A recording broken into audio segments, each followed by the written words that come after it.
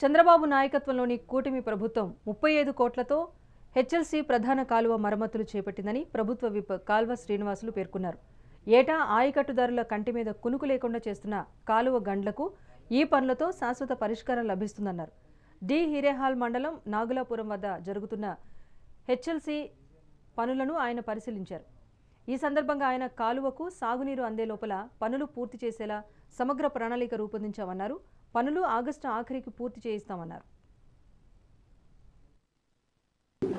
YCP పాలనలో 5 సంవత్సరాలు తీవ్రమైన నిర్లక్ష్యానికి నిరాదరణకు గురైన తుంగభద్ర ఎగువ కాలువకు శాశ్వత ప్రాతిపదికన అత్యవసర మరమ్మత్తు పనులు ఈ సంవత్సరం చేయిస్తూ ఉన్నాం. జగన్మోహన్ రెడ్డి ప్రభుత్వం 5 సంవత్సరాలు ఆ కాలం 2025 మార్చి దాకా ఉన్నప్పటికీ మేము అధికారంలోకి వచ్చిన వెంటనే యుద్ధ ప్రాతిపదికన చేయాల్సిన మరమ్మతులు చేయించాం. శాశ్వతంగా అత్యవసరంగా చేయాల్సిన పనులకు 35 కోట్ల రూపాయలు మంజూరు చేయించాం. దాంట్లో 27 కోట్ల రూపాయలు విలువ చేసే పనులు ఈరోజు రాయదుర్గం నియోజకవర్గంలో తుంగభద్ర ఎగువ ప్రధాన కాలువ పైన జరుగుతూ ఉన్నాయి.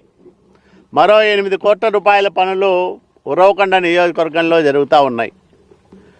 రైతులకు సక్రమంగా నీరు అందించాలని కృష్ణా ట్రిబ్యునల్ ద్వారా మనకు వచ్చిన నికర జలాలను సకాలంలో తెచ్చుకోవడంతో పాటు అదనపు జలాలు మళ్లించేదానికి వ్యవస్థను బాగు చేసుకోవాలి అనే తాపత్రయంతో ముఖ్యమంత్రి నారా చంద్రబాబు నాయుడు గారి ఆశీస్సులతో ఇరిగేషన్ శాఖ మంత్రి నిమ్మల రామానాయుడు గారి సహకారంతో ఈ కార్యక్రమాలు చేసుకుంటా ఉన్నాం. వైసీపీ పాలనలో